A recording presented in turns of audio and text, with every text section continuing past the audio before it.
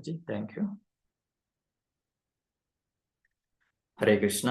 ಎಲ್ಲರಿಗೂ ಶುಭ ಮುಂಜಾನೆಯ ಜಪಯಜ್ಞ ಮತ್ತೆ ಭಾಗವತಂ ಕ್ಲಾಸ್ಗೆ ಸ್ವಾಗತ. ಎಲ್ಲರಿಗೂ ಜಪ ಮಾಡಿದಂತಹ ಎಲ್ಲಾ ಭಕ್ತರಿಗೂ ವಂದನೆಗಳನ್ನು ಅರ್ಪಿಸ್ತೇನೆ. ಸೊ ನಾವು ಇವಾಗ ಈ ಸಣ್ಣ ಕೀರ್ತನೆಯೊಂದಿಗೆ ಭಾಗವತಂ ಚರ್ಚೆನ ಶುರು ಮಾಡೋಣ. ಜಯ ರಾಧಾ ಮಾಧವ ಕುಂಜ ಬಿಹಾರಿ ಗೋಪಿಜನ ವಲ್ಲಭ ಗಿರಿವರಧಾರಿ.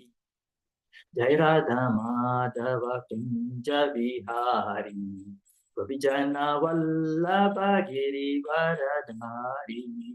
ಯಶೋದಾನಂದನ ಬ್ರಜ ಜನ ರಂಜನ, ಯಶೋದಾನಂದನ ಬ್ರಜ ಜನ ರಂಜನ, ಯಮುನಾ ತೀರವನ ಚಾರಿ, ಯಮುನಾ ತೀರವನ ಚಾರಿ.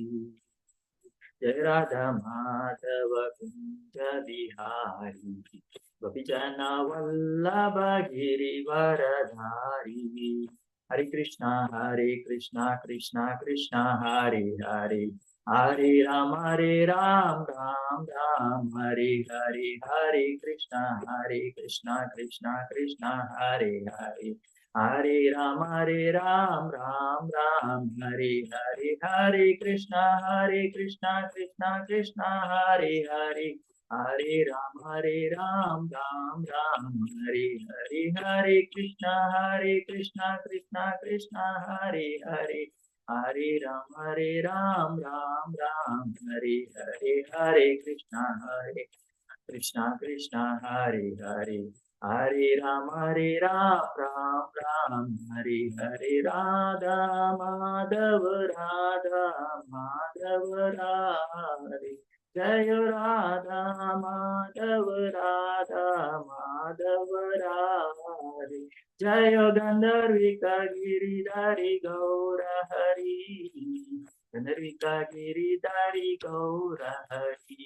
ಜಯ ಜಯ ಲಕ್ಷ್ಮೀ ನರಸಿಂಹ ಜಯ ಅನಂತ ರೇ, ಲಕ್ಷ್ಮೀ ನರಸಿಂಹ ಜಯ ಅನಂತ ರೇ. ಜಯ ಜಯ ಪ್ರಭುಪಾದ ಪ್ರಭುಪಾದ ಜಯ ಜಯ ಪ್ರಭುಪಾದ. ಜಯ ಜಯ ಗುರುದೇವ್ ಗುರುದೇವ್ ಜಯ ಜಯ ಗುರುದೇವ್. ನಿತ್ಯ ಗೌರ ಹರಿ ಬೋಲ್ ಹರಿ ಬೋಲ್ ಹರಿ ಬೋಲ್. ನಿತ್ಯ ಗೌರ ಹರಿ ಬೋಲ್, ನಿತ್ಯ ಗೌರ ಹರಿ ಬೋಲ್ ಹರಿ ಬೋಲ್ ಹರಿ ಬೋಲ್. ನಿತ್ಯ ಗೌರ ಹರಿ ಬೋಲ್ ಹರಿ ಬೋಲ್ ಹರಿ ಬೋಲ್ ಹರಿ ಬೋಲ್ ಹರಿ ಬೋಲ್. ನಿತ್ಯ ಗೌರ ಹರಿ ಬೋಲ್ ಹರಿ ಬೋಲ್ ಹರಿ ಬೋಲ್. ನಿತ್ಯ ಗೌರ ಹರಿ ಹರಿ ಬೋಲ್. ಶ್ರೀಲ ಪ್ರಭುಪಾद की जय, पतित पावन गुरु महाराज की जय, अनंत कोटि वैष्णव वृंद की जय, नामाचार्य ಶ್ರೀಲ ಹರಿದಾಸ್ की जय. जय गुरु प्रेमानंदे. हरि हरि बोल. ಹರೇ ಕೃಷ್ಣ. ಸೊ ನಂಗೆ ಇವತ್ತು ಕೊಟ್ಟಂತಹ ಶ್ಲೋಕ ಶ್ರೀಮದ್ ಭಾಗವತಂ 1ನೇ ಕ್ಯಾಂಟೋ 1ನೇ ಸ್ಕಂದ 18ನೇ ಅಧ್ಯಾಯ 24 ಮತ್ತು 25ನೇ ಶ್ಲೋಕ. ಓಂ ನಮೋ ಭಗವತೆ ವಾಸುದೇವಾಯ, ಓಂ ನಮೋ ಭಗವತೆ ವಾಸುದೇವಾಯ, ಓಂ ನಮೋ ಭಗವತೆ ವಾಸುದೇವಾಯ. ನಾರಾಯಣಂ ನಮಸ್ಕೃತ್ಯಂ ನರಂ ಚೈವ ನರೋತ್ತಮಂ ದೇವೀಂ ಸರಸ್ವತೀಂ ವ್ಯಾಸಂ ತತೋ ಜಯಮುದೀರಯತ್.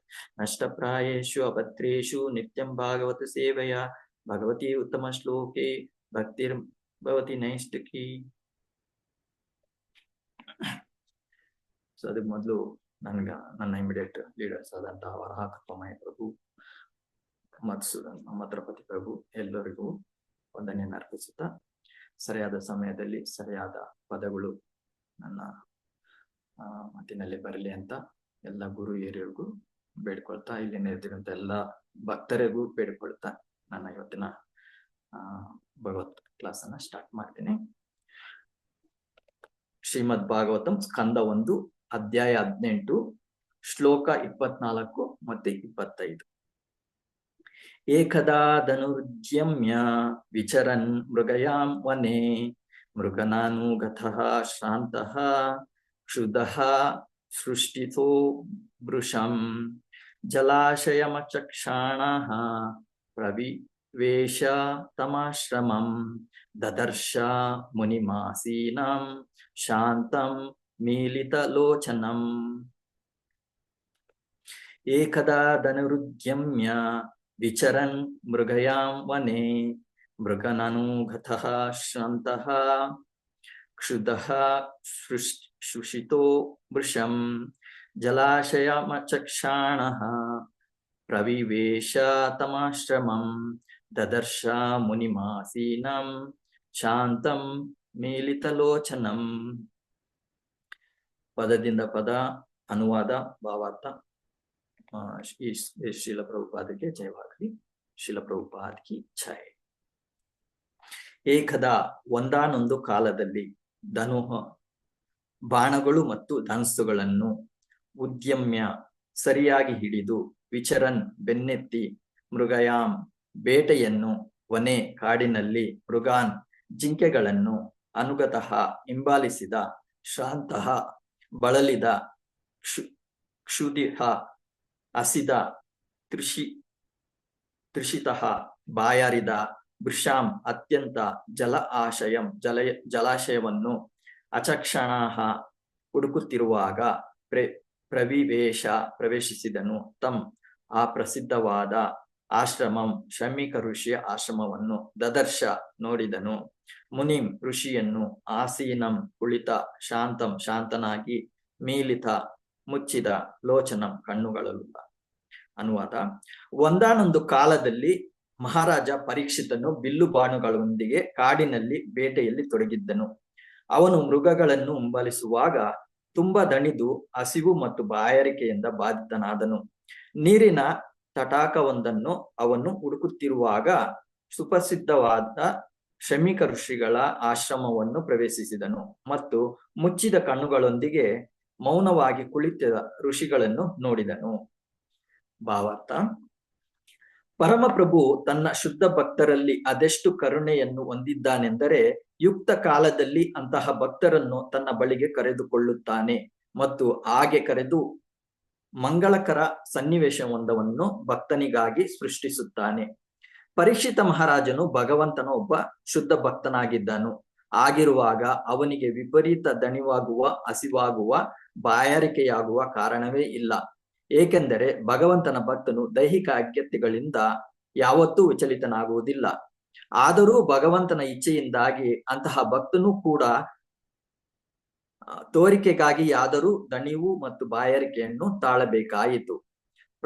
ಪ್ರಾಪಂಚಿಕ ಕಾರ್ಯಗಳಿಂದ ಅವನು ವೈರಾಗ್ಯವನ್ನು ಹೊಂದುವುದಕ್ಕೆ ಅನುಕೂಲಕರವಾಗುವ ಇಂತಹ ಸನ್ನಿವೇಶವೊಂದನ್ನು ಸೃಷ್ಟಿಸುವುದು ಅಗತ್ಯವಾಗಿತ್ತು.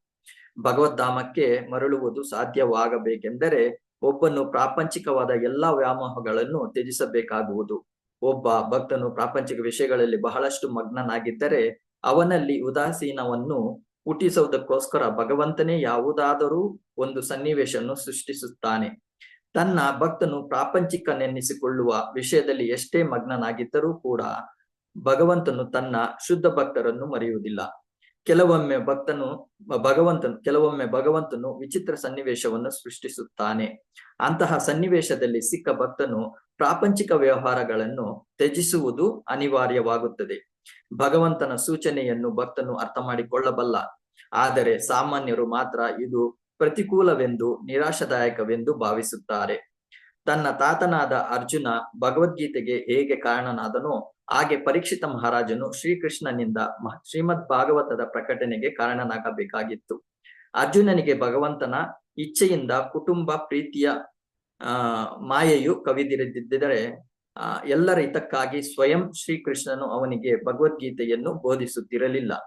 ಅದೇ ರೀತಿಯಲ್ಲಿ ಪರೀಕ್ಷಿತ ಮಹಾರಾಜನು ದಣಿವು, ಹಸಿವು ಮತ್ತು ಬಾಯಾರಿಕೆಯಿಂದ ಈ ಸಮಯದಲ್ಲಿ ಬಳಲದಿದ್ದರೆ ಶ್ರೀಮದ್ ಭಾಗವತದ ಪರಮ ಅಧಿಕಾರಿಯಾದ ಶ್ರೀಲ ಸುಖ ಮುನಿಗಳಿಂದ ಶ್ರೀಮದ್ ಭಾಗವತವು ಬೋಧಿಸಲ್ಪಡುತ್ತಿರಲಿಲ್ಲ. ಹಾಗೆಯೇ ಎಲ್ಲರ ಹಿತಕ್ಕಾಗಿ ಶ್ರೀಮದ್ ಭಾಗವತದ ಬೋಧನೆಯಾಗಬೇಕಾಗಿತ್ತು. ಅದಕ್ಕೆ ತಕ್ಕ ಸನ್ನಿವೇಶಕ್ಕಾಗಿ ಇದೊಂದು ಪೀಠಿಕಾ ಪ್ರಕರಣ ಮಾತ್ರ. ಆದುದರಿಂದ ಈ ಪೀಠಿಕೆಯು ಒಂದಾನೊಂದು ಕಾಲದಲ್ಲಿ ಎಂಬ ಪದಗಳೊಂದಿಗೆ ಪ್ರಾರಂಭವಾಗುತ್ತದೆ. ಓಂ ತತ್ಸತ್. ಓಂ ಅಜ್ಞಾನತಿಮಿರಾಂಧಸ್ಯ ಜ್ಞಾನಾಂಜನಶಲಾಕಯ ಚಕ್ಷುರುಂ ಉನ್ಮಿಲಿತಂ ಯೇನ ತಸ್ಮೈ ಶ್ರೀ ಗುರವೇ ನಮಃ. ಶ್ರೀ ಚೈತನ್ಯ ಮನೋಭೀಷ್ಟಂ ಸ್ಥಾಪಿತಂ ಯೇನ ಭೂತಲೆ ಸ್ವಯಂ ರೂಪಾ ಕದಾ ಮಹ್ಯಂ ದದಾತಿ ಸ್ವಪದಾಂಕಿತಂ. ವಂದೇಹಂ ಶ್ರೀ ಗುರು ಶ್ರೀಯುತಪದಕಮಲಂ ಶ್ರೀ ಗುರುಂ ವೈಷ್ಣವಾಂಶ ಶ್ರೀರೂಪಂ ಸಾಗ್ರಜಾತಂ ಸಹಗಣ ರಘುನಾಥಾನ್ವಿತಂ ತಂ ಸಜೀವಂ ಸಾದ್ವೈತಂ ಸಾವಧೂತಂ ಪರಿಜನ ಸಹಿತಂ ಕೃಷ್ಣ ಚೈತನ್ಯ ದೇವಂ ಶ್ರೀ ರಾಧಾ ಕೃಷ್ಣ ಪಾದಾನ್ ಸಹಗಣ ಲಲಿತಾ ಶ್ರೀ ವಿಶಾಖಾನ್ವಿತಾಂಶ್ಚ. ಹೇ ಕೃಷ್ಣ ಕರುಣಾ ಸಿಂಧು ದೀನಬಂಧು ಜಗತ್ಪತೆ ಗೋಪೇಶ ಗೋಪಿಕಾ ಕಾಂತ ರಾಧಾ ಕಾಂತ ನಮಸ್ತುತೆ. ತಪ್ತ ಕಾಂಚನ ಗೌರಾಂಗಿ ರಾಧೆ ವೃಂದಾವನೇಶ್ವರಿ ವೃಷಭಾನು ಸುತೆ ದೇವಿ ಪ್ರಣಮಾಮಿ ಹರಿಪ್ರಿಯೇ.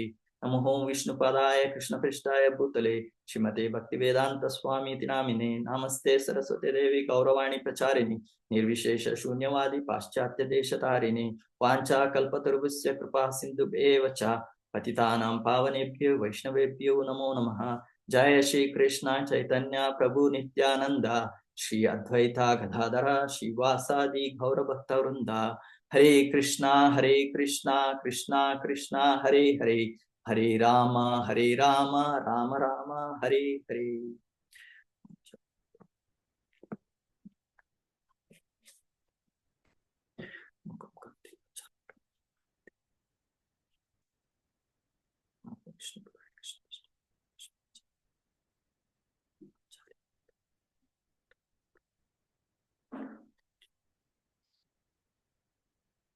ಹರೇ ಕೃಷ್ಣ.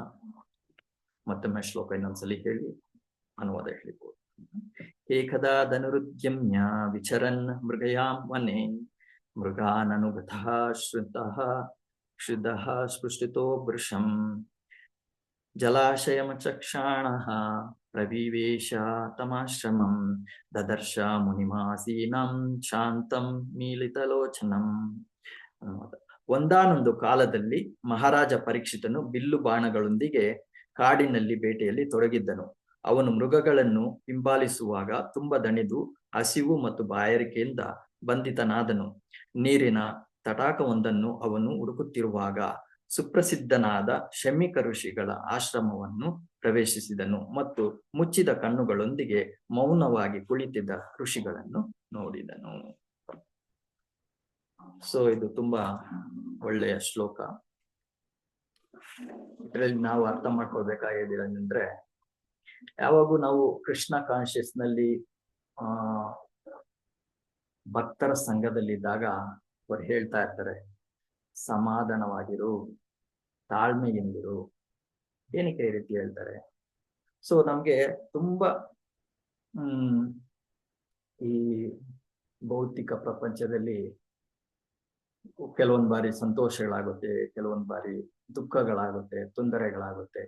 ಇವೆಲ್ಲ ಆಗ್ತಾ ಇರುವಾಗ ಭಕ್ತರ ಸಂಘದಲ್ಲಿದ್ದಾಗ ಅವರು ನಾರ್ಮಲಿ ಹೇಳ್ತಾ ಇರ್ತಾರೆ, ಬಿ ಪೇಷಂಟ್, ತಾಳ್ಮೆಯಿಂದಿರು, ಟಾಲರೆಂಟ್ ಆಗಿರು ಅಂತ ಹೇಳ್ತಾರೆ. ಸೊ ಹೇಗೆ ಹಾಗೆ ಹೇಳ್ತಾರೆ ಅಂತ ಹೇಳಿದ್ರೆ, ನಾವು ನಾರ್ಮಲ್ ಏನ್ ಮಾಡ್ತೀವಿ, ನಮ್ಗೆ ತುಂಬಾ ತೊಂದರೆಗಳಾದಾಗ ಏನಪ್ಪಾ ಈ ಭಕ್ತಿಗೆ ಬಂದಿದ ತಕ್ಷಣ ಈ ತರ ಕಷ್ಟಗಳು ಬರ್ತಾ ಇದೆ, ಈ ಭಕ್ತಿಯಲ್ಲಿ ಇರೋದೇ ಬೇಡ ಅಂತ ನಾವು ಓಡೋಗ್ಬಿಡ್ತೀವಿ ಅಲ್ವಾ. ಆಗ ಭಕ್ತರು ಏನ್ ಮಾಡ್ತಾರೆ, ಇಲ್ಲ ನೀನ್ ಸರಿಯಾಗಿ ಅರ್ಥ ಮಾಡ್ಕೋ, ತಾಳ್ಮೆಯಿಂದಿರು, ಇದು ಕೃಷ್ಣನ ಯೋಜನೆ ಆಗಿರುತ್ತೆ, ಕೃಷ್ಣನ ಪ್ಲಾನ್ ಆಗಿರುತ್ತೆ.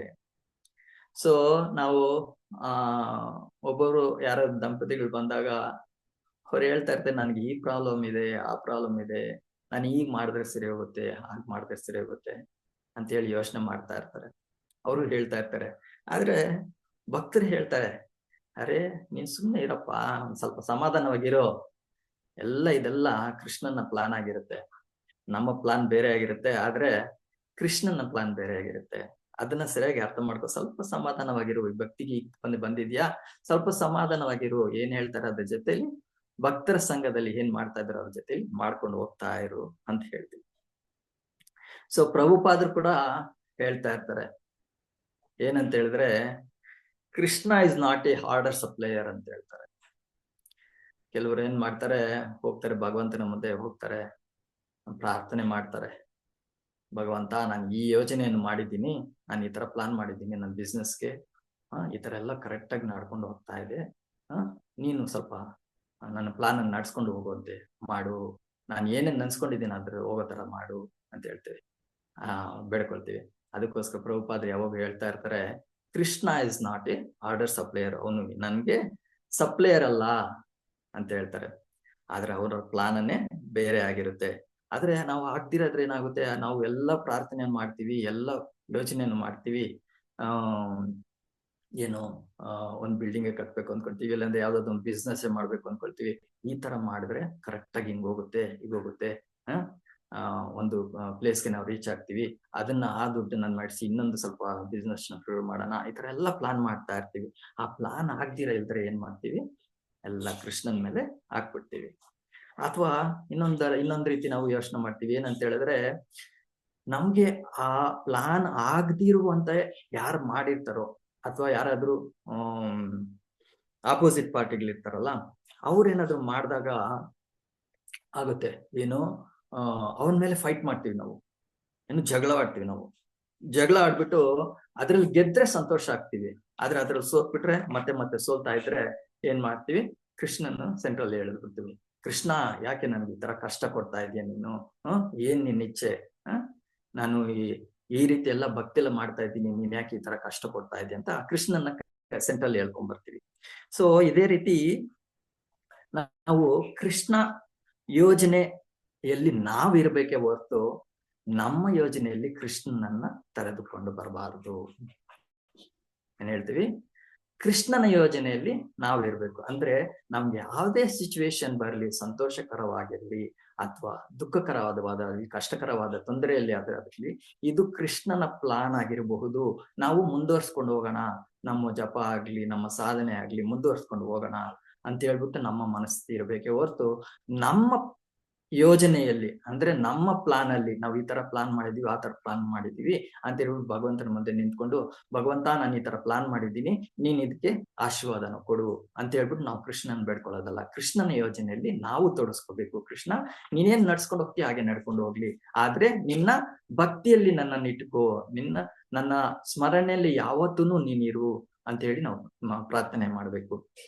ಇದನ್ನ ನಾವು ಪ್ರಹ್ಲಾದ್ ಮಹಾರಾಜರ ಸ್ಟೋರಿಯಲ್ಲೂ ಕೇಳ್ತೀವಿ. ಲಾಸ್ಟ್ ಅಲ್ಲಿ ಯಾವಾಗ ಹಿರಣ್ಯಕಶಿಪುವನ್ನು ಕೊಂದ್ಬಿಟ್ಮೇಲೆ ಭಗವಂತ ಕೇಳಿದಾಗ ಅವರು ಹೇಳ್ತಾರೆ, ಫಸ್ಟ್ ಅವ್ರ ತಂದೆಗೆ ಮುಕ್ತಿಯನ್ನು ಕೊಡು ಅಂತ ಹೇಳ್ತಾರೆ. ಭಗವಂತ ಹೇಳ್ತಾರೆ, ಆಲ್ರೆಡಿ ನಿನ್ನ 21 ಜನರೇಷನ್ ಏನಿದೆ ಅದು ಆಲ್ರೆಡಿ ಮುಕ್ತಿಯನ್ನು ಪಡ್ಕೊಳ್ಳುತ್ತೆ ಅಂತ ಹೇಳ್ತಾರೆ. ಮತ್ತೆ ನಿನಗಾಗಿ ಏನಾದ್ರು ಕೇಳ್ಕೊ ಅಂತ ಹೇಳಿದಾಗ ಅವ್ರು ಹೇಳ್ತಾರೆ, ನಾನೇನ್ ಬಿಸ್ನೆಸ್ ಮ್ಯಾನ್ ಅಂದ್ಕೊಂಡಿದ್ಯಾ ನೀನು, ವ್ಯವಹಾರ ಮಾಡ್ತಾ ಇದ್ದೀನ ನಿನ್ನ ಜೊತೆ, ಇಲ್ಲ, ನಾನು ಯಾವಾಗೂ ನಿನ್ನ ಭಕ್ತನಾಗಿರುವಂತೆ ಮಾಡು ಅಷ್ಟೇ ಸಾಕು, ಬೇರೆ ಏನು ಬೇಡ ಅಂತ ಹೇಳ್ತಾರೆ.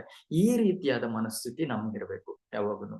ಸೊ ಇಲ್ಲಿ ನಾವು ಅರ್ಥ ಮಾಡ್ಕೊಳ್ತಾ ಇದೀವಿ ಏನಂತ ಹೇಳ್ತಾರೆ, ಇದು ಪರೀಕ್ಷಿತ ಮಹಾರಾಜ ಬಿಲ್ಲು ಬಾಣಗಳನ್ನು ಹಿಡ್ಕೊಂಡು ಕಾಡಿನಲ್ಲಿ ಬೇಟೆ ಆಡಕ್ ಹೋದಾಗ ಅವ್ರಿಗೆ ತುಂಬಾ ದಣಿವಾಯ್ತಂತೆ, ಮತ್ತೆ ಸುಸ್ತಾಗೋಯ್ತಂತೆ. ಅದಕ್ಕೋಸ್ಕರ ನೀರು ಹುಡ್ಕೊಂಡು ಹೋಗ್ತಾ ಇರುವಾಗ ಋಷಿ ಕಂಡ್ರು. ಮತ್ತೆ ಅವ್ರಿಗೆ ಮುಂದೆ ಶ್ಲೋಕಗಳಲ್ಲಿ ನೋಡ್ತೀವಿ ಅದನ್ನ, ಅವರ ಕತ್ತಿನ ಕೋಪ ಬಂದು ಅವರ ಕತ್ತಿನಲ್ಲಿ ಹಾವನ್ನ ಹಾಕ್ಬಿಟ್ಟು ಹೊರ್ಟೋಗ್ಬಿಟ್ರಂತೆ.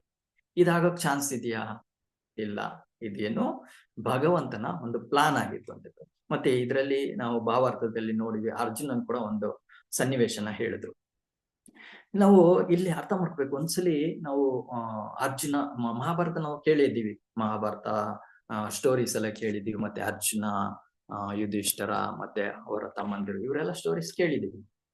ಸೊ ಅದ್ರಲ್ಲಿ ಏನಾಗುತ್ತೆ ಅಂತ ಹೇಳಿದ್ರೆ, ಒಂದ್ಸಲಿ ದ್ರೌಪದಿಯ, ನಿಮ್ಗೆಲ್ಲರಿಗೂ ಗೊತ್ತಿದೆ, ದ್ರೌಪದಿಯ ವಸ್ತ್ರಾಭರಣವಾದಾಗ ಎಲ್ಲರೂ ಕೋಪಗೊಳ್ತಾರೆ, ಅವ್ರ ಪಾಂಡವರೆಲ್ಲರೂ ಕೋಪಗೊಳ್ತಾರೆ. ಅದೇ ರೀತಿ ಅರ್ಜುನ ಕೂಡ ತುಂಬಾ ಕೋಪಗೊಂಡು ಆಸ್ಥಾನದಿಂದ ಹೊರಗಡೆ ಬಂದು ಅವನ ಬಿಲ್ಲು ಬಾಣಗಳನ್ನು, ಗಾಂಡೀವವನ್ನು ಎತ್ಕೊಂಡು ಶೂಟ್ ಮಾಡ್ಕೊಂಡು ಹೋಗ್ತಾ ಇರ್ತಾರೆ. ಏನೇ ಅಡ್ಡ ಬರ್ಲಿ ಅವ್ರಿಗೆ, ಮರಗಳು ಬರ್ಲಿ, ಬಳ್ಳಿಗಳು ಬರ್ಲಿ, ಏನ್ ಯಾವ್ದಾದ್ರು ಪ್ರಾಣಿಗಳು ಬರ್ಲಿ, ಅಥವಾ ಬೆಟ್ಟ ಗುಡ್ಡಗಳು ಬರ್ಲಿ, ಎಲ್ಲಾನು ಶೂಟ್ ಮಾಡ್ಕೊಂಡು ಏನೋ ಬಿಲ್ಲು ಬಾಣಗಳು ಬಿಟ್ಕೊಂಡು ಹೋಗೋದು. ತುಂಬಾ ಕೋಪ, ರೋಷ ಹೋಗ್ತಾ ಇರ್ತಾನೆ. ಅವಾಗ ಭೀಷ್ಮ ಬಂದು ಕೇಳ್ತಾನೆ, ಏನ್ ಮಾಡ್ತಾ ಇದೀಯ ನೀನು ಅಂತ ಕೇಳ್ತಾರೆ. ಅವಾಗ ಅರ್ಜುನ ಹೇಳ್ತಾರೆ, ಇನ್ನು ಏನ್ ಮಾಡೋದಂತಿದೆ ನನ್ಗೆ, ಎಲ್ಲ ಆಗೋಯ್ತು, ಇನ್ನೇನು ಮಾಡುವಂತೆ ಇಲ್ಲ ಅಂತ ಹೇಳ್ತಾರೆ. ಇಲ್ಲ, ನೀನ್ ಮಾಡ್ತಾ ಇರೋದು ತಪ್ಪು, ನೀನು ಯಾವಾಗ ಕ್ಷತ್ರಿಯನಾಗಿದ್ಯಾ, ನೀನು ಬೇರೆಯವ್ರಿಗೆ ರಕ್ಷಕನಾಗಿರಬೇಕು, ಬೇರೆಯವ್ರನ್ನ ವಿನಾಶವನ್ನು ಕೋರಬಾರದು, ಅವರ ರಕ್ಷಕನಾಗಿರ್ಬೇಕು. ನೋಡ್, ಮುಂದೆ ನಿಂಗೆ ವನವಾಸಕ್ಕೆ ಹೋದಾಗ ಅವೇ ನಿಮ್ಗೆ ರಕ್ಷಣೆ ಕೊಡ್ತಾವೆ. ಈ ಮರಗಳು, ಬಳ್ಳಿಗಳು ಅಥವಾ ಈ ಬೆಟ್ಟ ಗುಡ್ಡಗಳು ನಿನ್ಗೆ ರಕ್ಷಣೆಯನ್ನು ಕೊಡ್ತವೆ.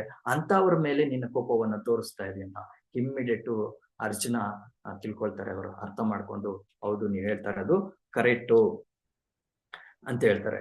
ಸೊ ಹೀಗೆ ನಮ್ಗೆ ಕೋಪ ಬಂದಾಗ ನಾವು ತಾಳ್ಮೆಯನ್ನು ಕಲ್ತ್ಕೊಳ್ತೀವಿ. ಆದ್ರಿಂದನೇ ನಾವು ತಾಳ್ಮೆಯಿಂದ ಇರಬೇಕು ಅಂತ ಹೇಳ್ತಾರೆ. ನಾವು ಕೃಷ್ಣ ಕಾನ್ಶಿಯಸ್ ನಲ್ಲಿ, ಎಸ್ಪೆಷಲಿ ನಾವು ಕೃಷ್ಣ ಕಾನ್ಶಿಯಸ್ ನಲ್ಲಿ ನಾವು ತುಂಬಾ ತಾಳ್ಮೆಯಿಂದ ಇರಬೇಕು. ಮತ್ತೆ ನಮ್ಮ ಸಾಧನೆ ಆಗ್ಲಿ, ಜಪವನ್ನಾಗ್ಲಿ, ಓದುವುದೇ ಆಗ್ಲಿ, ಅದನ್ನ ಕಂಟಿನ್ಯೂ ಮಾಡ್ಕೊಂಡು ಹೋಗ್ತಾ ಇರ್ಬೇಕು. ಸಿಚುವೇಶನ್ ಬರ್ತಾ ಇರ್ತವೆ, ಹೋಗ್ತಾ ಇರ್ತವೆ. ಸಂತೋಷ ಆಗ್ಲಿ, ದುಃಖ ಆಗ್ಲಿ, ಅವೆಲ್ಲ ಬರ್ತಾ ಇರ್ತವೆ, ಹೋಗ್ತಾ ಇರ್ತವೆ. ಸೊ ಇಲ್ಲಿ ಪರೀಕ್ಷಿತ ಮಹಾರಾಜ ಕೂಡ ಹಾಗೆ ಎಲ್ಲರಿಗೂ ಆಶ್ರಯವಾಗಿದ್ದವನು. ಈವನ್ನು ಕಲಿಯು ಕೂಡ ನಾವು ಹಿಂದಿನ ಶ್ಲೋಕಗಳೆಲ್ಲ ನೋಡಿದ್ವಿ, ಹಿಂದಿನ ಅಧ್ಯಾಯಗಳೆಲ್ಲ ನೋಡಿದ್ವಿ. ಕಲಿ ಕೂಡ ಅವನು ಒಂದು ಆಶ್ರಯವನ್ನು ಕೊಟ್ಟಿದ್ದ. ಸೊ ಆ ತರ ಆಶ್ರಯವನ್ನು ಕೊಟ್ಟವಂತವನಿಗೆ ಮತ್ತೆ ಎಲ್ಲರೂ ಅವನನ್ನು ಒಳ್ಳೆಯವನಾಗಿ ನೋಡ್ತಾ ಇದ್ರು. ಅವನು ಆ ತರ ಇರುವಾಗ ಅವನ್ಗೆ ಬಾಯಾರಿಕೆ ಆಗುತ್ತಾ? ನಾವ್ ಇಲ್ಲಿ ತಿಳ್ಕೊಬೇಕಾಗಿರೋದು ನೋಡಿ. ಇಲ್ಲಿ ಏನು, ಅವ್ರಿಗೆ ದಣಿವಾಯ್ತಂತೆ, ಮತ್ತೆ ಬಾಯಾರಿಕೆಯನ್ನು ತೊಳೆಗೋಸ್ಕರ ನೀರಿನನ್ನು ಹುಡುಕೊಂಡು ಶಮೀಕ ಋಷಿಯ ಆಸ್ಥಾನಕ್ಕೆ ಹೋಗ್ತಾರಂತೆ. ಸೊ ಇದು ನಾವು ಇಲ್ಲಿ ಅರ್ಥ ಮಾಡ್ಕೋಬೇಕೇನಂತ ಹೇಳಿದ್ರೆ, ಭಗವಂತ ತನ್ನ ಭಕ್ತರಿಗೋಸ್ಕರ ಒಂದು ಸಿಚುವೇಶನ್ ನ ಕ್ರಿಯೇಟ್ ಮಾಡ್ತಾರೆ, ಒಂದು ಸಮಯವನ್ನು ಕ್ರಿಯೇಟ್ ಮಾಡ್ತಾರೆ, ಅಥವಾ ಒಂದು ರೀತಿಯಾದ ಚಟುವಟಿಕೆಯನ್ನ ಕ್ರಿಯೇಟ್ ಮಾಡ್ತಾರೆ. ಇಲ್ಲಿ ಪರೀಕ್ಷಿತ ಮಹಾರಾಜನಿಗೆ ಅದೇ ರೀತಿ ಮಾಡಿರೋದು. ಏನಂತ ಹೇಳಿದ್ರೆ ನೋಡಿ, ಪರೀಕ್ಷಿತ ಮಹಾರಾಜ ಎಂತ ದೊಡ್ಡ ಭಕ್ತ. ಅವನು ತಾಯಿ ಉತ್ತರೆಯ ಗರ್ಭದಲ್ಲಿರುವಾಗಲೇ ಕೃಷ್ಣ ಅವನಿಗೆ ದರ್ಶನವನ್ನು ಕೊಟ್ಟಿರುವಂತ ಅಂತಹ ಭಕ್ತ ಕೇವಲ ಬೇಟೆಗೆ ಹೋದಾಗ ಬಾಯಾರಿಕೆ ಆಯ್ತು, ದಣಿವಾಯ್ತು, ಸುಸ್ತಾಯ್ತು, ಅದಕ್ಕೋಸ್ಕರ ಶಮೀಕ ಋಷಿ ಆಸ್ಥಾನಕ್ಕೆ ಹೋಗಿ ಅವ್ರಿಗೆ ಅಪಮಾನವನ್ನು ಮಾಡಿ ಬಂದ ಅಂತ ಹೇಳೋದು ನಮ್ಮ ಮುಟ್ಟಾಳತನ ಆಗುತ್ತೆ. ಅಂದ್ರೆ ನಾವಿಲ್ಲಿ ಅರ್ಥ ಮಾಡ್ಕೋಬೇಕಂದ್ರೆ, ಇಲ್ಲಿ ಕೃಷ್ಣ ತನ್ನ ಪರಮ ಭಕ್ತರಿಗೋಸ್ಕರ ಎಂತ ಸಿಚುವೇಶನ್ಸ್ ಬೇಕಾದ್ರೂ ಕ್ರಿಯೇಟ್ ಮಾಡ್ತಾರೆ. ಯಾಕಂದ್ರೆ ಒಂದು ರೀತಿ ಇಲ್ಲಿ ಪರೀಕ್ಷಿತ ಮಹಾರಾಜ ಇನ್ನೂ ಈ ಭೌತಿಕ ಪ್ರಪಂಚದಲ್ಲೇ ತನ್ನ ಕರ್ತವ್ಯಗಳನ್ನು ಮುಂದುವರ್ಸ್ಕೊಂಡು ಹೋಗ್ತಾ ಇದ್ದ. ಅವನ ಈ ಏನ್ ಹೇಳ್ತೀವಿ, ಈ ಕಾಲಗಳು ಹೇಳ್ತೀವಲ್ಲ, ಸತ್ಯಯುಗ, ದ್ವಾಪರ ಯುಗ, ಇವೆಲ್ಲ ಹೇಳ್ತೀವಲ್ಲ, ಆ ಯುಗ ಕೊನೆಗೊಳ್ತಾ ಬರ್ತಾ ಇದ್ರು ಕೂಡ ಅವನು ಕಲಿಗೆ ಆಸ್ಥಾನವನ್ನು, ಸರಿಯಾದ ಆಸ್ಥಾನವನ್ನು, ಅಂದ್ರೆ ಅವ್ರಿಗೆ ಆಶ್ರಯವನ್ನು ಕೊಟ್ಟಿದ್ರು ಕೂಡ ಅದರಲ್ಲಿ ಅವನಿಗೆ ಪರಿಪೂರ್ಣವಾದ ಆಶ್ರಯವನ್ನು ಕೊಟ್ಟಿರ್ಲಿಲ್ಲ. ಅಂದ್ರೆ ತಾನೇ ಎಲ್ಲನೂ ನಡೆಸ್ಕೊಂಡು ಹೋಗ್ತಾ ಇದ್ರು, ಕಲಿಗೆ ವೃದ್ಧಿ ಆಗ್ತಾ ಇರಲಿಲ್ಲ. ಆದ್ರಿಂದ ಭಗವಂತ ತನ್ನ ಭಕ್ತ, ಪರಮ ಭಕ್ತ ಪರೀಕ್ಷಿತ ಮಹಾರಾಜನು ತನ್ನ ಆಸ್ಥಾನಕ್ಕೆ ಕರೆದುಕೊಳ್ಳಬೇಕಾಗಿತ್ತು. ಸೊ ಅದರಿಂದ ಏನ್ ಮಾಡಿದ್ರು, ಈ ಸಿಚುವೇಶನ್ ನ ಕ್ರಿಯೇಟ್ ಮಾಡಿದ್ರು. ಸೊ ನಾವು ನಮ್ಮ ಭಕ್ತಿ ಜೀವನದಲ್ಲಿ ಕೂಡ ತುಂಬಾ ಕಷ್ಟಗಳು ಬರ್ತವೆ ಅಥವಾ ಸಂತೋಷಗಳು ಬರ್ತವೆ. ಆದ್ರೆ ಒಂದೊಂದು ಸನ್ನಿವೇಶನ ಕೂಡ ಇದು ಭಗವಂತನ ಇಚ್ಛೆ ಅನ್ನೋದನ್ನ ನಾವು ಅರ್ಥ ಮಾಡ್ಕೋಬೇಕು. ಅದನ್ನ ಅರ್ಥ ಮಾಡ್ಕೊಂಡು ನಾವು ನಮ್ಮ ಜೀವನವನ್ನು ಯಾವಾಗ ನಡ್ಸ್ಕೊಂಡು ಹೋಗ್ತಾ ಇರ್ತೀವೋ ಆಗ ನಮ್ಗೆ ಯಾವುದೇ ರೀತಿಯಾದ ಗೊಂದಲಗಳು ಆಗೋದಿಲ್ಲ. ಸೊ ಇಲ್ಲಿ ಪರೀಕ್ಷಿತ ಮಹಾರಾಜ ಅದನ್ನ ನೋಡ್ಬೋದು. ನಾವು ಇದೇ ರೀತಿಯಾದ ಸಿಚುವೇಶನ್ಸ್ ನಾವು ವ್ಯಾಸ ಮಹಾರಾಜರ ಇದರಲ್ಲೂ ನೋಡ್ಬೋದು. ಹೇಗೆ ಅಂತ ಹೇಳಿದ್ರೆ, ವ್ಯಾಸ ಮಹಾರಾಜರ ಜನ್ಮ ಹೇಗೆ ಆಯ್ತು ಅಂತ ಗೊತ್ತಿದೆಯಾ ಯಾರಿಗಾದ್ರು? ಇಲ್ಲಾಂದ್ರೆ ನಾನು ಹೇಳ್ತೀನಿ. ಹೇಗೆ ಅಂತ ಹೇಳಿದ್ರೆ, ಅವರ ತಂದೆ ತಾಯಿ ಸತ್ಯವತಿ ಮತ್ತೆ ಪರಾಶರ ಮಹಾರಾಜರು, ಪರಾಶರ ಮುನಿಗಳು. ಸೊ ಆಗಿನ ಕಾಲದಲ್ಲಿ ರಾಜರು, ಸತ್ಯವತಿ ಯಾರಾಗಿದ್ರಂತೆ, ಈ ಮೀನು ಮತ್ಸ್ಯಕನ್ಯೆ ಆಗಿದ್ರಲ್ಲ, ಈ ಮತ್ಸ್ಯ ರಾಜರಾಗಿದ್ರು, ಮತ್ಸ್ಯ ರಾಜರ ಪುತ್ರಿ ಆಗಿದ್ರು ಸತ್ಯವತಿ. ಅವರು ಮತ್ಸ್ಯಕನ್ಯೆ ಆಗಿದ್ರು. ಸೊ ಆಗಿನ ಕಾಲದಲ್ಲಿ ರಾಜರು ಏನ್ ಮಾಡ್ತಾ ಇದ್ರು ಅಂದ್ರೆ, ಅವ್ರಿಗೆ ಏನಾದ್ರು ಪುತ್ರಿ ಆತರ ಪುತ್ರರಿದ್ರೆ ಅವ್ರಿಗೆ ಸಾಧು ಸಂತರ ಸೇವೆ ಮಾಡ್ಲಿಕ್ಕೆ ಬಿಡ್ತಾ ಇದ್ರು. ಸೊ ಇದೇ ರೀತಿಯ ಸಿಚುವೇಶನ್ ನಾವು ನೋಡ್ಬೋದು. ಕುಂತಿಯನ್ನು ಕೂಡ ಅವರ ತಂದೆ ದೂರ್ವಾಸ ಮುನಿಯ ಸೇವೆಯನ್ನು ಮಾಡ್ಲಿಕ್ಕೆ ಬಿಟ್ಟಿದ್ರು. ಆಗ ಕುಂತಿಗೆ ಕೇವಲ 5 ವರ್ಷನೋ 6 ವರ್ಷನೋ ಆಗಿತ್ತು, ಚಿಕ್ಕ ಬಾಲೆ. ಅವ್ರಿಗೆ ದೂರ್ವಾಸ ಮುನಿಯರ ಸೇವೆಯನ್ನು ಮಾಡ್ಕೊದ್ರು. ಸೇವೆ ಅಂತ ಹೇಳಿದ್ರೆ ಏನಂದ್ರೆ ಅವ್ರಿಗೆ ಅಡಿಗೆ ಮಾಡ್ಕೊಳ್ಳೋದು, ಪೂಜೆ ಮಾಡೋಕೆ ಅನುಕೂಲ ಮಾಡ್ಕೊಳ್ಳೋದು, ನೀರು ಕೊಡೋದು, ಈ ತರ ಅವರು ತಪಸ್ಸು ಅಥವಾ ಮೆಡಿಟೇಷನ್ ಏನಾದ್ರು ಮಾಡ್ಲಿಕ್ಕೆ ಅನುಕೂಲವಾಗುವಂತಹ ಪರಿಸ್ಥಿತಿಗಳನ್ನು ಮಾಡ್ಕೊಳ್ಳೋದು, ಅವರ ಸೇವೆಯನ್ನು ಮಾಡೋದು. ಅವರ ಸೇವೆಯಿಂದ ತುಂಬಾ ಸಂತೃಪ್ತರಾದ್ರು ಯಾರು? ದುರ್ವಾಸ ಮುನಿಗಳು. ಆಗ ಅವರು ದುರ್ವಾಸ ಮುನಿಗಳು ಕುಂತಿಯನ್ನು ಕೇಳ್ತಾರೆ, ನಿನ್ಗೆ ಏನ್ ಬೇಕು ಹೇಳಮ್ಮ, ನಿನ್ನ ಸೇವೆಯಿಂದ ನಾನು ತುಂಬಾ ಸಂತೋಷ ಆಗಿದೆ, ನಿನ್ಗೆ ಏನ್ ಬೇಕು ಹೇಳು ಅಂತ ಹೇಳ್ತಾರೆ. ಆಗ ಅವ್ರು ಚಿಕ್ಕ ಮಗು ಅಲ್ವಾ, ಇನ್ನು 5-6 ವರ್ಷ ಬಾಲೆ. ಅವ್ರು ಹೇಳ್ತಾರೆ, ಇಲ್ಲ ನಮ್ ತಂದೆ ಹೇಳಿದ್ರು ನಿಮ್ಗೆ ಸೇವೆ ಮಾಡ್ಲಿಕ್ಕೆ ಅಷ್ಟೇ, ನನ್ಗೇನು ಬೇಕಾಗಿಲ್ಲ ಅಂತ ಹೇಳ್ತಾರೆ.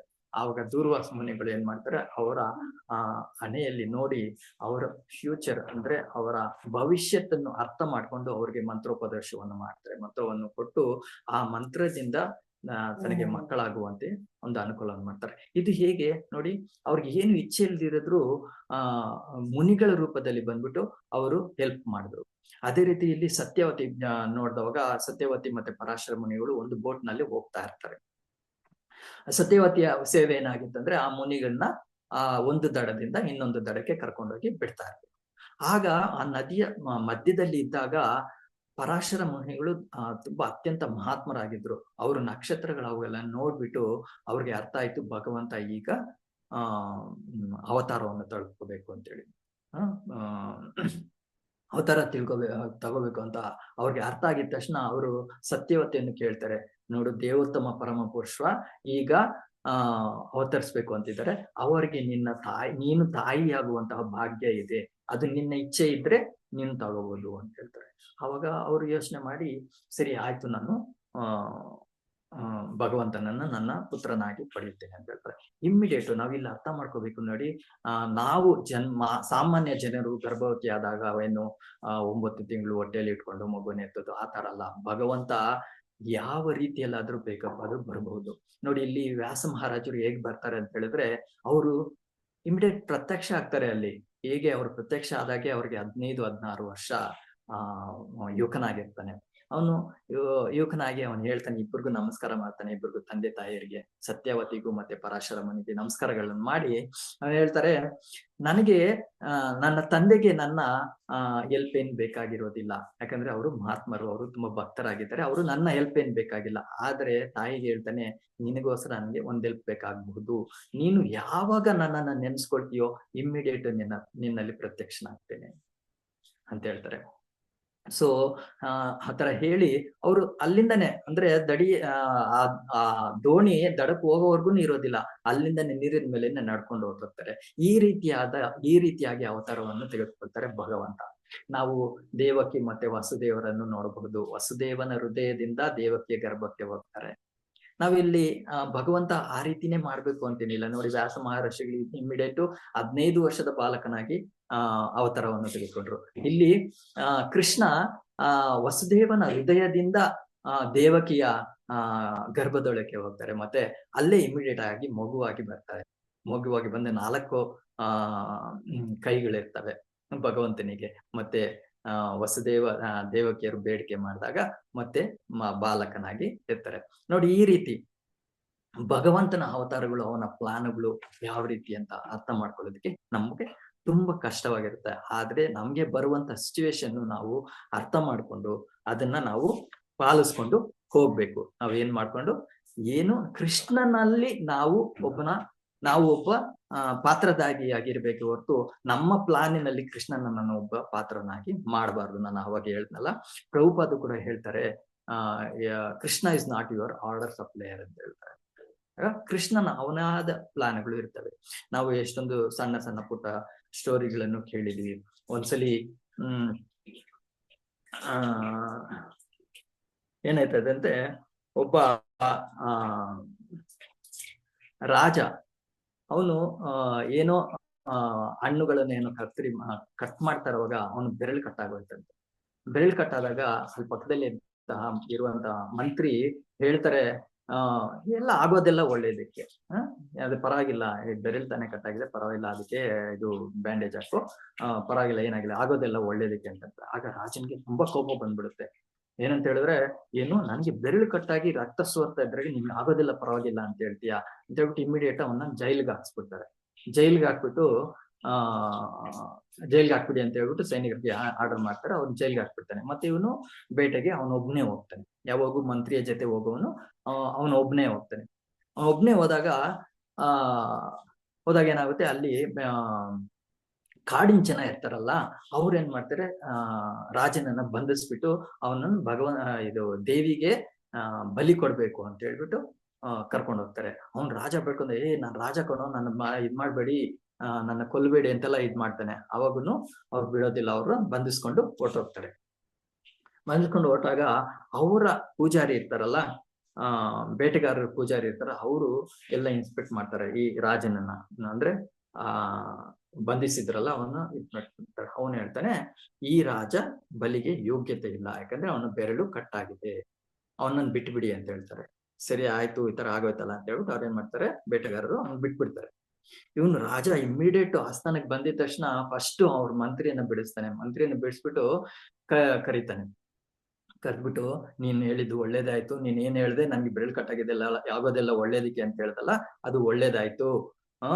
ಅದು ಸರಿ, ನನಗೇನೋ ಈ ರೀತಿ ಬೆರಳು ಕಟ್ಟಾಯ್ತು, ಒಳ್ಳೇದಾಯ್ತು. ನಿನ್ನನ್ನು ನಾನು ಜೈಲ್ಗೆ ಹಾಕಿದ್ನಲ್ಲ, ನಿನ್ನ ಉಪವಾಸ ಇರುವಂತ ಮಾಡಿದ್ನಲ್ಲ ಅಲ್ಲಿ ಜೈಲಲ್ಲಿ, ನಿನಗೆ ಯಾವ ರೀತಿ ಒಳ್ಳೇದಾಯ್ತು ಅಂತ ಹೇಳ್ತಾರೆ. ಆವಾಗ ಮಂತ್ರಿ ಹೇಳ್ತಾರೆ, ರಾಜ ನೋಡು, ನಿನ್ಗೆ ಬೆರಳು ಕಟ್ಟಾಯ್ತು, ನಿನ್ನ ಬಿಟ್ರು. ಅದೇ ನಾನ್ ನಿನ್ನ ಜೊತೆಲಿ ಬಂದಿದ್ರೆ ಏನ್ ಮಾಡ್ತಾ ಇದ್ರು, ಅವ್ರು ನನ್ನನ್ನು ಬಲಿ ಕೊಟ್ಬಿಡ್ತಾ ಇದ್ರು. ಯಾಕಂದ್ರೆ ನನ್ನ ಎಲ್ಲ ಬೆರಳುಗಳು, ನನ್ನ ದೇಹ ಎಲ್ಲ ಯಾವುದೇ ನ್ಯೂನ್ಯತೆ ಇಲ್ಲ, ನನ್ನ ಎಲ್ಲನೂ ಸರಿಯಾಗಿದೆ, ಅದನ್ನ ನನ್ನನ್ನ ಬಲಿ ಕೊಡ್ತಾ ಇದ್ರು ಅಂತ ಹೇಳ್ತಾರೆ. ಸೊ ಇಲ್ಲಿ ನಾವೇನ್ ಅರ್ಥ ಮಾಡ್ಕೋಬೇಕಂತ ಹೇಳಿದ್ರೆ, ಆಗೋದೆಲ್ಲ ಒಳ್ಳೆಯದಕ್ಕೆ.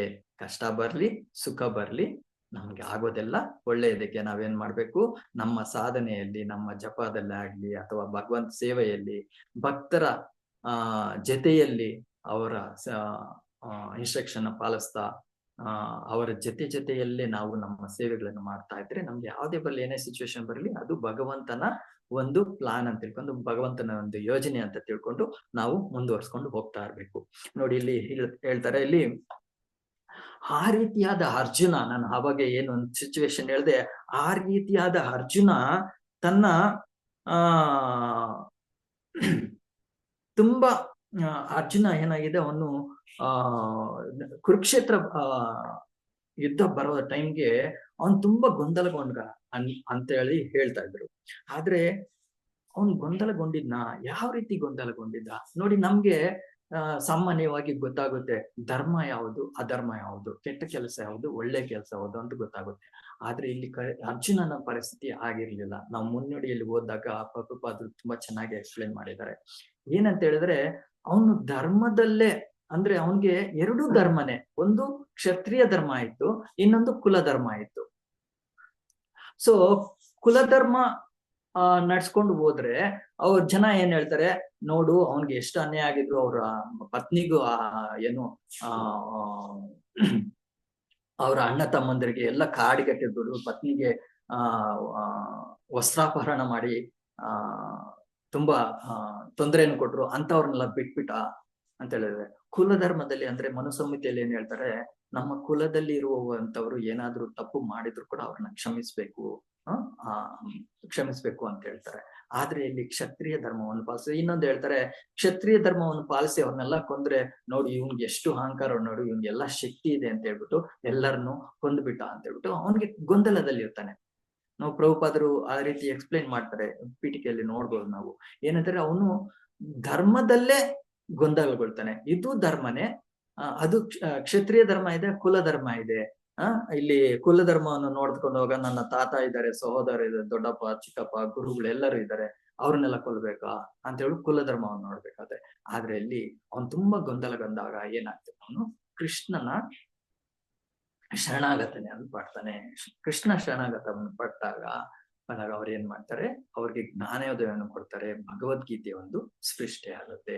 ಇದು ನಾವ್ ಇಲ್ಲಿ ಏನ್ ಅರ್ಥ ಮಾಡ್ಕೋಬೇಕಂತ ಹೇಳಿದ್ರೆ, ಅರ್ಜುನ ಒಂದು ಇನ್ಸ್ಟ್ರೂಮೆಂಟ್ ಆಗ್ಬೇಕಾಗಿತ್ತು ಅಷ್ಟೇ.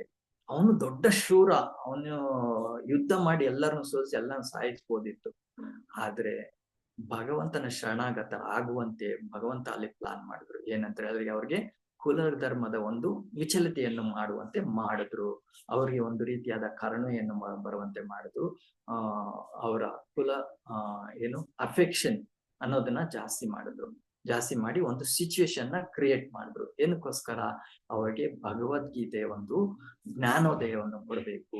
ಅವ್ರಿಗೆ ಅರ್ಜುನಗೆ ಅಂತಲ್ಲ, ನಮ್ಗೆಲ್ಲರಿಗೂ, ನಮ್ಗೆ ಪ್ರಪಂಚಕ್ಕೂ ಎಲ್ಲ ಲೋಕಕ್ಕೂ ನಾವು ಈ ಭಗವದ್ಗೀತೆಯ ಒಂದು ಇದು ಕೊಡ್ಬೇಕು ಅಂತ ಹೇಳ್ಬಿಟ್ಟು ಅವ್ರೇನ್ ಮಾಡಿದ್ರು. ಸೊ ಅದೇ ರೀತಿ ಇಲ್ಲಿ ಪರೀಕ್ಷಿತ ಮಹಾರಾಜ ಏನಿದ್ದಾರೆ, ಅವರು ಬಾಯಾರಿಕೆ ಆಯ್ತು. ನಾವು ಮುಂದೆ ನೋಡ್ಬೋದು, ಏನೋ ಶ್ರೀಮದ್ ಭಾಗವತಮನ್ನ ಕೇಳುವಾಗ 7 ರಾತ್ರಿ 7 ದಿನ ಏನು ಹಸಿವು ಇಲ್ದಿರ, ಏನು ಬಾಯಾರಿಕೆ ಇಲ್ದಿರ ಭಗವಂತನ ಲೀಲೆಗಳನ್ನು ಕೇಳ್ತಾ ಇರ್ತಾರೆ. ಆ ತರ ಇರುವವರು ಜಸ್ಟ್ ಆ ಕಾಡಿಗೆ ಹೋದಾಗ ಬಾಯಾರಿಕೆ ಆಯ್ತು, ದಣಿವಾಯ್ತು ಅಂತೇಳಿ ಆ ಮುನಿಯ ಕತ್ತನಲ್ಲಿ ಹಾವು ಹಾಕ್ಬಿಟ್ಟು ಅಪಮಾನ ಮಾಡಿಬಿಟ್ಟು ಹೋಗ್ಬಿಟ್ಟು ಅಂತ ಹೇಳ್ಬಿಟ್ಟು ಹೇಳ್ಕೊಳ್ಳೋದಲ್ಲ. ಇಲ್ಲಿ ನಾವೆಲ್ಲ ಅರ್ಥ ಮಾಡ್ಕೊಳ್ಬೇಕಾಗಿರೋದು, ಕೃಷ್ಣ ಇಲ್ಲಿ ಶ್ರೀಮದ್ ಭಾಗವತವನ್ನ ಸ್ಥಾಪನೆ ಮಾಡ್ಬೇಕಾಗಿತ್ತು, ಇದನ್ನು ಕೊಡಬೇಕಾಗಿತ್ತು, ಈ ಜ್ಞಾನವನ್ನು ಎಲ್ಲರಿಗೂ ಕೊಡಬೇಕಾಗಿತ್ತು. ಆದ್ರಿಂದ ತನ್ನ ಪರಮ ಭಕ್ತನಾದ ಪರೀಕ್ಷಿತ ಮಹಾರಾಜನಿಗೆ ಈ ಸಿಚುವೇಶನ್ ನ ಕ್ರಿಯೇಟ್ ಮಾಡಿದ್ರು. ಸೊ ನಮ್ಮ ಸಾಮಾನ್ಯದಲ್ಲಿ ನೋಡ್ಬೇಕು, ಅದು ಜೋಕಲ್ಲಿ ಹೇಳ್ಬೇಕು ಅಂತ ಹೇಳಿದ್ರೆ ಒಂದ್ ಅರ್ಥ ಮಾಡ್ಕೋಬೇಕು. ಒಬ್ಬ ಪೈಲ್ವಾನ್ ಇದ್ದಂತೆ, ಒಬ್ಬ ಪೈಲ್ವಾನ್ ಮತ್ತೆ ಒಬ್ಬ ಬಡಕಲು ಮನುಷ್ಯ ಇರ್ತಾನೆ. ಆ ಬಡಕಲು ಮನುಷ್ಯ ಹೋಗ್ಬಿಟ್ಟು ಆ ಪೈಲ್ವಾನ್ ಹತ್ರ ಕೇಳ್ತಾನಂತೆ, ಇವಾಗ ಸಮಯ ಎಷ್ಟು, ಟೈಮ್ ಎಷ್ಟು ಅಂತ ಕೇಳಿದಾಗ ಅವನು ಒಂದು ಮುಷ್ಟಿ ಹಿಂಗ್ ಹಿಡ್ಕೊಂಡು ಒಂದು ಗುದ್ಬಿಟ್ಟು 1 o'clock ಅಂತಾನಂತೆ. ಅವಾಗ ಅವನ್ ಅನ್ಕೊಂತಾನೆ, ಬಡಕಲು ಮನುಷ್ಯ ಅನ್ಕೊಂತಾರೆ, ವಾ ನಾನು ಎಷ್ಟು ಪುಣ್ಯವಂತ, ಈಗ 1 ಗಂಟೆ ಆಗಿದೆ, ಪರವಾಗಿಲ್ಲ, ನಾನು ಇದೇ 1 ಗಂಟೆ ಮೊದ್ಲು ಕೇಳಿದ್ರೆ ನನ್ನ ಸ್ಥಿತಿ ಏನಾಗ್ತಾ ಇತ್ತು ಅಂತ. ಏನಾಗ್ತಾ ಇತ್ತು? 1, 2, 3, 4, 5 ಅಂತ ಹೇಳ್ಬಿಟ್ಟು 12 ಗುದ್ದುಗಳನ್ನ ಕೊಟ್ಟಿದ್ರೆ ಆ ಬಡಕಲ ಮನುಷ್ಯ ಏನಾಗ್ತಾ ಇದ್ದ? ಸತ್ತೇ ಹೋಗ್ಬಿಡ್ತಾ ಇದ್ದಲ್ಲ. ಆ ತರ ನಮ್ಗೆ ಯಾವ್ದೇ ಸಿಚುವೇಶನ್, ಎಂತ ಪ್ಲೇಸ್, ಎಂತ ಸಮಯ ಬಂದಾಗ ಕೂಡ ಎಲ್ಲ ನಮ್ಗೆ ಅನುಕೂಲವಾಗುತ್ತೆ ಅಂತ ನಾವು ಅರ್ಥ ಮಾಡ್ಕೊಂಡು ನಮ್ಮ ಸಾಧನೆಯಲ್ಲಿ ಮುಂದುವರ್ಸ್ಕೊಂಡು ಹೋಗ್ಬೇಕು. ಮತ್ತೆ ಇದೆಲ್ಲ ನಮ್ಮ ಸಾಧನೆಯನ್ನು ಮುಂದುವರ್ಸ್ಕೊಂಡು ಬಂದಾಗ, ಮತ್ತೆ ಈ ನಾಲೆಜ್ ಯಾವಾಗ ಬರುತ್ತೆ? ನಾವು ಭಕ್ತರ ಸಂಘದಲ್ಲಿದ್ದಾಗ ನಮ್ಗೆ ಈ ನಾಲೆಜ್ ಬರುತ್ತೆ. ಅವ್ರು ಹೇಳ್ತಾರೆ, ಎಲ್ಲಾನು ಒಳ್ಳೇದಕ್ಕೆ ಆಗೋದು, ಏನಾಗ್ತಾ ಇದೆ ಪರವಾಗಿಲ್ಲ, ಇದೆಲ್ಲ ಕೃಷ್ಣನ ಪ್ಲಾನು. ನಮ್ಗೆ ಏನು ನಡೀತಾ ಇದೆ ಇದೆಲ್ಲ ಕೃಷ್ಣನ ಪ್ಲಾನು. ನಿನ್ನ ಸಾಧನೆಯನ್ನು ಮುಂದುವರ್ಸ್ಕೊಂಡು ಹೋಗು. ನಮ್ಗೆ ಕಷ್ಟ ಬಂದಿದ್ದ ತಕ್ಷಣ ಸಾಮಾನ್ಯವಾಗಿ ಏನ್ ಮಾಡ್ತೀವಿ ಅಂತ ಹೇಳಿದ್ರೆ, ನಮ್ಗೆ ಯಾವ್ದಾದ್ರು ಕಷ್ಟ ಬಂದಿದ ತಕ್ಷಣ, ಅಯ್ಯೋ ಕೃಷ್ಣ ಕಾನ್ಶಿಯಸ್ ಬೇಡ, ಈ ಜಪಾನು ಬೇಡ, ಇನ್ನೊಂದು ಬೇಡ, ಇದು ಬೇಡ ಅಂತ ಹೇಳ್ಬಿಟ್ಟು ಬಿಟ್ಬಿಟ್ಟು ಹೊರಟೋಗ್ಬಿಡ್ತೀವಿ. ಅದು ಹಂಗ್ ಮಾಡ್ಬಾರ್ದು. ಏನ್ ಮಾಡ್ಬೇಕು? ನಮ್ಗೆ ಕಷ್ಟ ಕಾಲ ಬಂದಾಗ ಇನ್ನು ನಮ್ಮ ಸಾಧನೆಯನ್ನು ಹೆಚ್ಚೆಚ್ಚು ಮಾಡ್ಬೇಕು, ಹೆಚ್ಚು ಜಪವನ್ನು ಮಾಡ್ಬೇಕು ಅನ್ನೋದನ್ನು ನಾವು ಭಕ್ತರಿಂದ ನಮ್ಗೆ ಸಿಗುತ್ತೆ.